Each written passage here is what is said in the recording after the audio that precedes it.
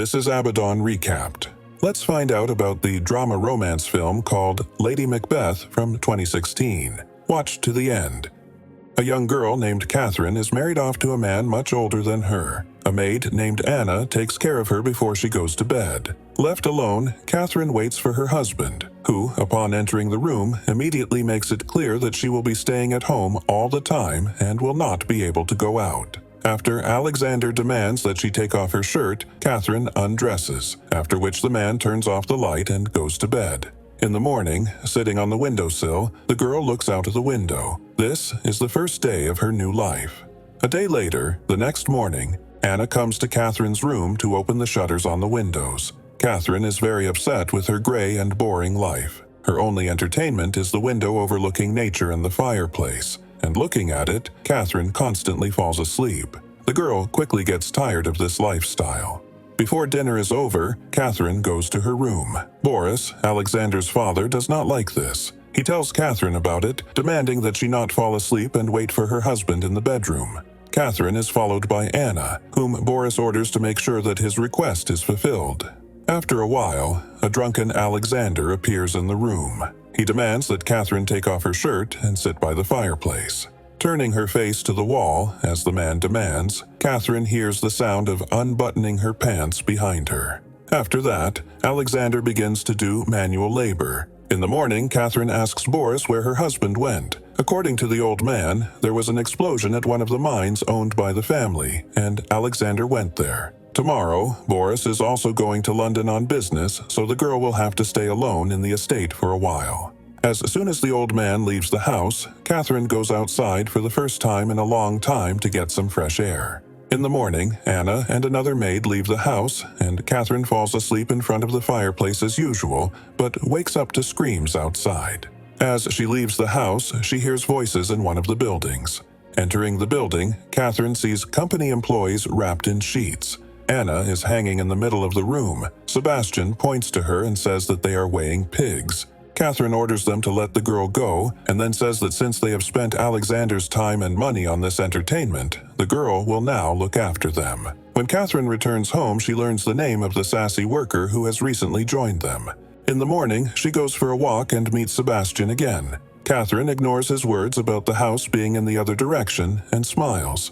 As night falls, she hears a knock at the door. Opening it, Katherine finds Sebastian, who says that he is very bored. The girl tries to close the door, but the boy enters her room and puts Katherine in a corner. Sebastian tries to kiss her, but she pushes him away and then throws herself at him with kisses.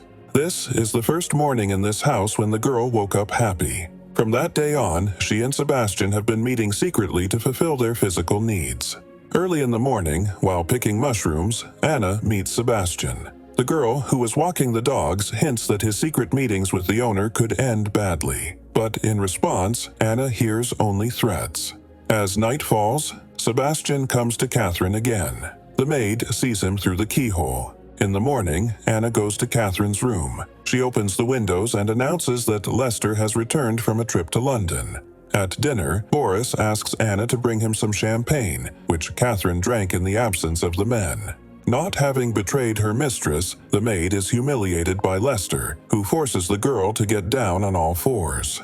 After learning of Katherine's betrayal, Boris goes to the barn. There, he beats Sebastian and then orders him to lock up. When Katherine finds out, she demands that he let the worker out. For this request, Lester slaps her. Another quarrel ends with Boris going to his room and Katherine propping the door with a chair. After that, the girl asks Anna to sit next to her, as Katherine does not like to dine alone. She starts asking the maid about her family. Boris starts knocking on the door, saying that he is not feeling well, but Katherine orders him to sit and not open the door. As soon as the screaming and banging subsides, Katherine sends the maid to fetch a doctor, and she runs to the barn where Sebastian is locked up. The doctor who arrives can only pronounce Lester dead. Sometime later, Katherine receives a letter from Alexander. He cannot come to his father's funeral. The girl is sure that Alexander hated his father, and that's the whole reason. After burying Lester, Katherine begins to meet with the boyfriend almost openly, and the maids discuss the death of their master, in which Anna blames herself, because that day Boris ate the mushrooms that the girl was picking. Because of this, Anna lost the gift of speech. Katherine tells Sebastian about this, assuring him that the maid will not be able to tell her master anything because of her illness. The girl confesses her love to the boy, saying that as long as she is alive, she will never part with him. She will follow him anywhere, even to the next world.